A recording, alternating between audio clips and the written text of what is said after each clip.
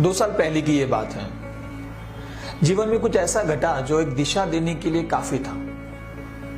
Aspire के ground floor पर हम सब लोगों ने पेड़ पौधे और फूल लगाने का मन बनाया।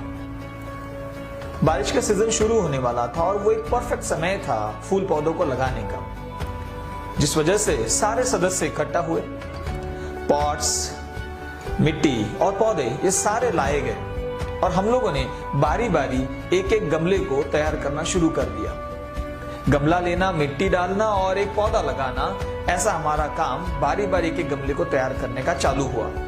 लगभग सारे के सारे गमले तैयार हो चुके थे।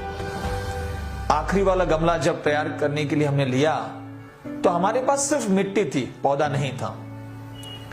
पौधा ना होने की वजह से वो गमला हम लोगों को वैसा ही रखना पड़ा। फूल पौधा का ख्याल रखने वाले काका की ओर देखकर मैंने कहा कि काका, एक आधा पौधा खरीद कर इसमें लगा देना। ये कह के हम सब लोग ऑफिस में अपने काम में जुट गए। दूसरे दिन मुझे किसी काम की वजह से शहर से लगभग 1 महीने के लिए बाहर जाना पड़ा। 1 महीने के बाद वापस आया। उस बीच बारिश शुरू हो चुकी थी। सारे पौधे बहुत अच्छे तरीके से बढ़ रहे थे। ऑफिस में आने के बाद अपना रोज का काम खत्म करने के बाद लगभग दोपहर में मुझे ऐसा लगा कि उन सारे फूल पौधों को मैंने देखना चाहिए। देखने के लिए ग्राउंड फ्लोर पहुंचा, एक एक पौधे को देखने लगा और देखते देखते आखिरी वाले उस गमले के पास पहुंच गया जिस गमले में सिर्फ हमने मिट्टी डाली थी। उसके पास देखने जाने के बाद जो देखता हूं वो बड़ा ही हैरान कराने वाला था, क्योंकि उसमें सिर्फ मिट्टी डाली गई थी। बारिश का सीजन शुरू हो गया था और उस बारिश से उस गमले से क्या निकला था, तो एक कांटों का पौधा निकला था। उस कांटों के पौधों की ओर देखकर मैंने उस काका को कहा कि काका, आपने ये कांटों का पौधा कब लगाया? जैसे ही मैंने ये पूछा, काका ने बड़ा ही प्यारा जवाब दिया और शायद एक बेहतरीन मैसेज था उसमें, जिंदगी का एक लेसन था। काका ने कहा कि सर, कांटों के पौधे बोने नहीं पड़ते, वो अपने आप निकलते हैं। शायद काका ये कहना चाहते थे कि अच्छाइयों को बोना पड़ता है, बुराई तो अपने आप निकलती है। कांटों के पौधे कहां बोने पड़ते हैं? सृष्टि का तो ये नियम है कि जहां जहां जगह खाली रहेगी वहां वहां ये सारे के सारे कांटों के पौधे निकलना चालू होते हैं। गार्डन को तो बनाना पड़ता है, आपको तैयार करना पड़ता है, उनकी रक्षा करनी पड़ती है।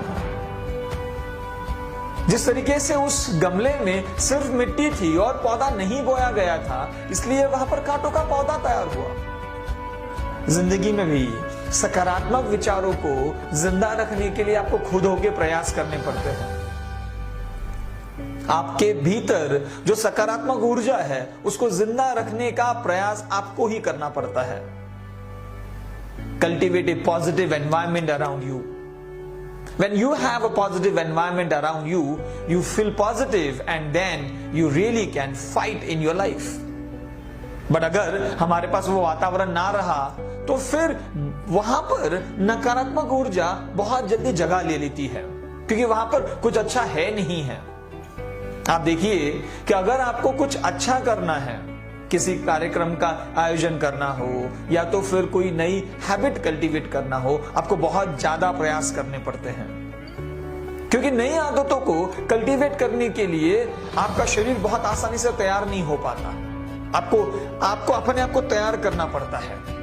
जिस तरीके से किसान अपनी फसल का ख्याल रखता है, खाद देता है, पानी देता है, अननेसेसरी घास से उसकी रक्षा करता है, कुछ उसी तरीके से कुछ अच्छा तैयार करने के लिए आपको अपने आप को तैयार करना पड़ता है, अपने आप को फोर्स करना पड़ता है। अच्छे कार्यक्रम का आयोजन करने के लिए कितनी मेहनत करनी पड़ती होगी? बहुत ज्यादा। लेकिन अगर कुछ किसी की बुराई करनी हो तो गॉसिपिंग में हम बहुत आसानी से इन्वॉल्व होते जाते हैं। नकारात्मक बातें बहुत आसानी से होने लगती है, वहां पर तो बहुत ज्यादा फोर्स नहीं लगता। अगर कुछ गलत हो रहा हो ना तो वो बहुत जल्दी फैल भी जाता है और उस पर हमारा ज्यादा ध्यान तक जाता है। किसी ने अगर आपको कोई नेगेटिव कमेंट पास की हो तो हमारा ध्यान उसी की ओर जाता है। भले ही हमारे बारे में 100 लोगों ने अच्छा ही क्यों ना कहा हो, लेकिन एक वो बात हमेशा चुभती रहती है। क्यों? क्योंकि उसकी ओर गया हुआ ध्यान, उसको मिली हुई ऊर्जा थोड़ी ज्यादा है। अगेंस्ट में हमारे पास पॉजिटिव बहुत कुछ खुद होकर तैयार ना करने के वजह से वो वैसा का वैसा ही पड़ा रहता है। अच्छाइयों को बोना पड़ता है, खुद होकर प्रयास करना पड़ता है। मोटिवेशनल वीडियोस देखना, किताबें पढ़ना, सही लोगों के साथ जुड़े रहना, या तो उनके इंटरव्यूज देखना या तो पढ़ना, ये सारी चीजें खुद होके किए हुए प्रयासों के बराबर है, जहां पर अच्छाइयों को जिंदा रखा जा रहा है। मैं कोशिश यही करूंगा कि इन सारे वीडियोस के जरिए आप लोगों को यही संदेश मिलता रहे। कल परसों एक कमेंट पढ़ी इंस्टाग्राम पर, और कमेंट कुछ ये कह रही थी कि किसी ने ये वीडियो देखने के बाद अपना खुदकुशी का ही विचार त्याग दिया। कितनी वो बड़ी बात थी हम लोगों के लिए। ऐसे सारे कार्य अगर करते गए तो शायद हमें भी बहुत ऊर्जा मिलेगी। वो सारा सब कुछ पढ़कर तो मेरी ऊर्जा दुगनी हो गई। मुझे ऐसा लगा कि आपका मिलने वाला प्यार बहुत ही पावरफुल है और बहुत प्रेरणा देने वाला है। इस प्रेम और इस साथ के लिए मैं आपका हमेशा आभारी रहूंगा। इन शब्दों के साथ मैं आप लोगों से अलविदा लेता हूं। आपका ख्याल रखें, अपने आप को मोटिवेटेड बनाने की पूरी कोशिश करें और जीवन में आगे बढ़े। Thank you so much.